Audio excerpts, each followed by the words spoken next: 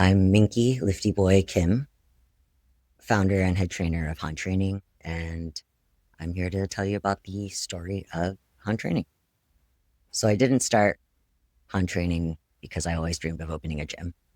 Yeah. I started it because I couldn't find a place where people like me, who are queer, trans, disabled, neurodivergent, immigrant, were fully seen or safe or fully allowed to belong. And this was something I noticed pretty early on in my life, but even more so as an adult going into fitness spaces. And I couldn't let go of the feeling of discomfort because, as we know, the fitness industry wasn't really built for us in mind. Rather, it's built on narrow ideals of gender, body size, able bodiedness, and performance based hierarchies. According to a 2021 review in the Journal of Intersectional Healthcare, queer individuals report a significantly higher rate of body image distress, gym avoidance, and disordered exercise behaviors due to exclusionary fitness environments. But it's not just discomfort, it's also about survival. For many of us, these spaces became places where harm is normalized and adaptation is treated as deviance. For example, there have been gyms that I've gone into where you can't access the swimming pool area unless you go through the locker room, through the showers. And unfortunately, those bathrooms or those locker rooms were binaried in gender. It's a literal barrier for me to be able to access a certain type of movement. So when I originally started training, I went by Lifty Boy Training, and it was a side hustle, a passion project that I was working on outside of my career at the time as a way to give back to the community and put into the world something that I wanted to see but didn't see regularly. But as soon as I started Lifty Boy Training, 2020 hit. And like for many of us, that year flipped a lot of things on its head. The pandemic revealed inequities that were always there, but easier to avoid. And then anti Asian violence escalated publicly. The murder of George Floyd reignited global conversations about systemic violence and complicity. And the world was changing. The ways in which we were talking about access and systemic inequality was developing. For myself in particular, the Atlanta spa shootings in 2021, that was the moment where this concept went from abstract and became very deeply personal. I think there was a sense of grief and rage that I had always felt, but it became really obvious to me. The silence that followed the shootings. That wasn't new, but it was extremely painful and sharp. And it wasn't just silence from the industry, the fitness industry, but it was also silence from my peers and the communities that I wanted to serve and was serving. The Stop AAPI Hate national report documented over 10,000 incidents of anti Asian harassment and violence in 1 year from 2020 to 2021. And that number itself is probably underrepresented as many Asian Americans don't report these incidences. And in that silence, a very clear question emerged for me, which was if no one else is going to build a space where all of my identities can exist safely, then who the fuck am I waiting for?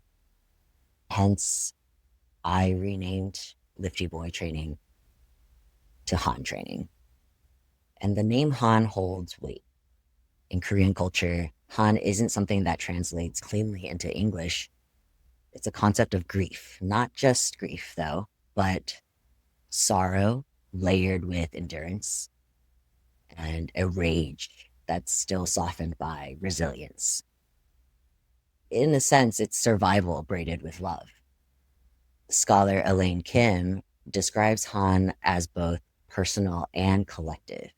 It's a deep ache that connects individual pain with generational memory. For many diasporic Koreans, especially those of us who are queer, trans, and disabled, Han is not just personal, it's also political. It reflects how trauma and survival live in our bodies and how healing must live in the body too.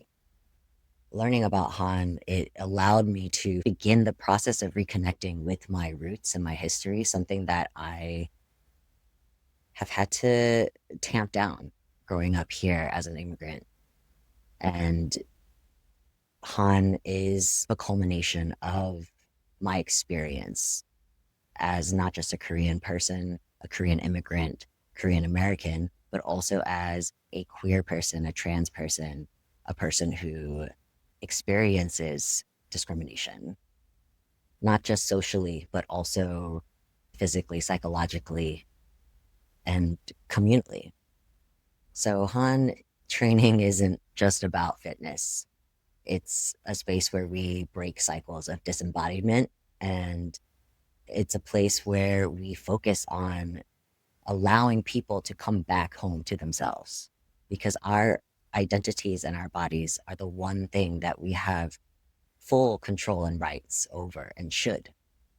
And from the beginning, I knew that it wasn't going to be enough to make this a gym that's like a little nicer or something boutique. What we're building is an entirely different ecosystem, one that's rooted in consent based coaching, trauma informed movement education, financial accessibility, adaptive and disability informed programming, and QTPOC leadership. We also make sure that mutual aid is embedded into the structure itself, using things like our sliding scale scholarship system. When I first started this space, I wanted to make sure that I never turned away someone for lack of funds, because that's a barrier that we can try to work around. Disability justice frameworks remind us that accessibility isn't about inclusion after the fact, but rather about designing from the margins as a default. We exist because most inclusive spaces still assume that we are exceptions. But here at Han Training, we're not exceptions. We're the baseline. I didn't build Han Training to be a brand. It was not the expectation. I built it as a piece of community infrastructure. We don't have plans to scale just for the sake of growth. It's more about depth and about harm reduction, expanding access, redistributing knowledge, and building systems that will outlive us, hopefully, and continue on. We've heard this phrase a lot, but the idea of practicing the world that we want in the world that we're in, this is one of those places. It's challenging and it's hard, and it requires a lot of sacrifice and work from not just myself, but the people who believe in this and believe in the dream. I think it's worth it, because the reality is I don't measure success necessarily in the ways that most businesses do. Yeah, I mean, money is good.